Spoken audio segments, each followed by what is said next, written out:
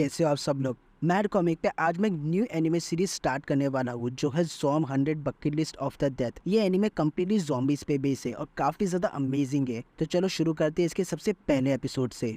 हमारे anime series का सबसे मेन कैरेक्टर का नाम है अकीरा। अकीरा अपनी लाइफ से काफ़ी ज़्यादा थक चुका था। वो आधी रात को बैठ के ज़ॉम्बीज की मूवी देख रहा था और यही सोचता है कि काश उसकी जगह मैं होता, क्योंकि वो अपनी जॉब से काफ़ी ज़्यादा थक चुका है। रात काफ़ी ज़्यादा हो चुकी थी, इसलिए अकीरा सो जाता है क्योंकि सुबह उठकर उसे काम पर भी जाना था।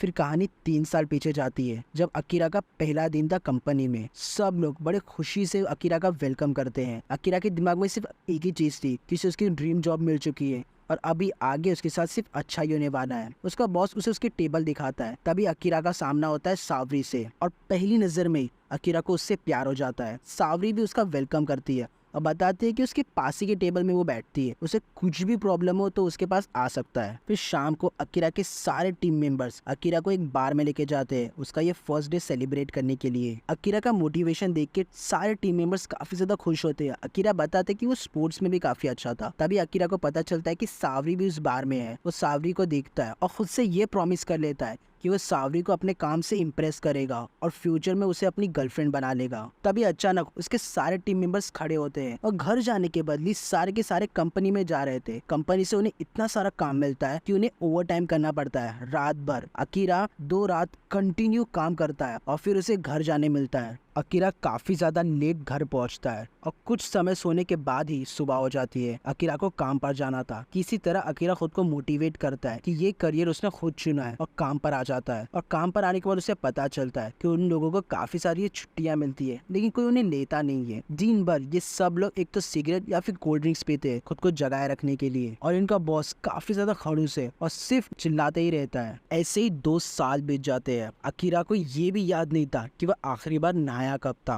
तब सावरी अकीरा के लिए खाना लेके आती है क्योंकि वो काम के चक्कर में खाना खाना भी भूल चुका था। सावरी थी जिसकी वजह से अकीरा इतने टाइम तक इस कंपनी में टिका रहा। उस दिन अकीरा को पता चलता है उसका बॉस सावरी को अपने कैबिन में बुलाकर उसका फायदा उठाता है। कुछ और समय बीतता है। अकीरा की हालत और ज्यादा खराब हो जाती है। अकीरा ये सोचता है कि अभी भी वो ये काम क्यों कर रहा है, क्यों ना वो ये काम छोड़ दे। बट क्या पता अगली कंपनी इससे भी ज्यादा बदतर निकली तो अकीरा डिप्रेशन में जाने लगता है और कई बार ये सोचता है कि वो सुसाइड कर ले और इस गुलामी की जिंदगी से आजादी पा ले। फिर वो एक रात बैठकर टीवी देख रहा था। फिर हमें पता चलता है कि अकीरा का कमरा पूरा कोल्ड ड्रिंक्स और लूडेंस के पैकेट से भरा हुआ है क्योंकि उसे और कुछ खाने का समय ही नहीं मिलता और अकीरा को इससे कुछ फर्क भी नहीं पड़ता क्योंकि वो बस अपने दिन काट रहा था। उसकी जिंदगी के सारे रंग उड़ चुके थे। नेक्स्ट डे अकीरा अपने काम के लिए निकलता है। तब उसे एक लेटर आता है कि उसे पार्किंग रेंट पे करना है। तब अपने मैनेजर के घर पे जाता है। तब वो देखता है कि उसका मैनेजर एक ज़ॉम्बी बन चुका है और एक लड़की को जानवर की तरह खा रहा है। अकीरा को कुछ समझ में नहीं आता कि हो क्या रहा है। तब वो मैनेजर खड़ा होता है और अकीरा पे हमला करता है। तब अकीरा होश में आता है और भागने लगता है। तब वो एक फ्लोर नीचे आता है तो उसे और ज़ॉम्बीज मिलते हैं। अकीरा को समझ में नहीं आ रहा था, वो बस भागते रहता है और इसके दिमाग में यही था कि वो अपने काम के लिए लेट हो रहा है। और जब अकीरा अपने बिल्डिंग के टेरेस पे आता है तब उसे पूरा शहर दिखता है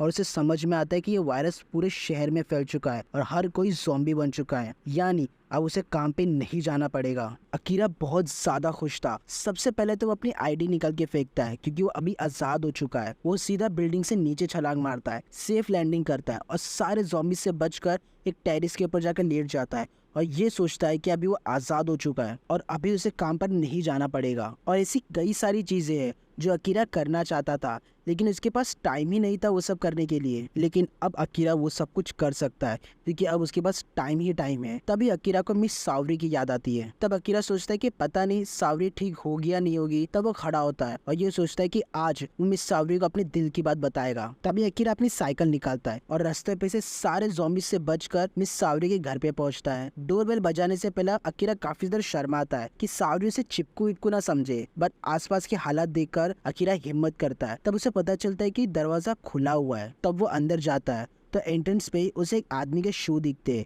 वो शू उसके बॉस के थे। बॉस मिस सावरी के साथ रात बिताने आया होगा लेकिन वो ज़ॉम्बी बन चुका था। अकीरा अपने पिछले 3 साल की सारी भड़ास अपने ज़ॉम्बी बॉस पर निकालता है और उसे कहता है कि वो अपने जॉब से रिजाइन दे रहा है और अभी वो उसके पिंजरे से आजाद है। ये कहकर अकीरा अपने ज़ॉम्बी बॉस को पकड़कर टेरेस से नीचे फेंक देता है। तब वो साइड में देखता है कि मिस साओरी खड़ी है बट वो ज़ॉम्बी बन चुकी थी। इससे अकीरा को काफी ज्यादा दुख होता है। फिर भी अकीरा अपने दिल की बात मिस साओरी को बताता है और मिस साओरी ज़ॉम्बी बन चुकी थी। वो अकीरा को खाने दौड़ती है और अलविदा कह के मिस साओरी से दूर भागने लगता है। फिर रात को अकीरा एक सुपरमार्केट के बाहर बैठता है और सोचता है कि ये सब कुछ एक सपने जैसा है कि अभी उसे काम पर जाना नहीं पड़ेगा, वो आजाद है, वो सब कुछ कर सकता है जो वो पहले से करना चाहता था। तब वो एक सुपरमार्केट में जाता है। अकीरा एक बुक लेता है और उस पर अपनी बकेट लिस्ट बनाता है, वो सारी चीजें वो मरने से पहले जो करना चाहता है। और यही हमारे एपिसोड का एंड होता है। तो वीडियो आपको कैसा लगा प्लीज मुझे कमेंट करके बताओ, और वीडियो अगर अच्छा लगा तो चैनल को सब्सक्राइब करो। और अभी से इस चैनल पर मार्वल्स के साथ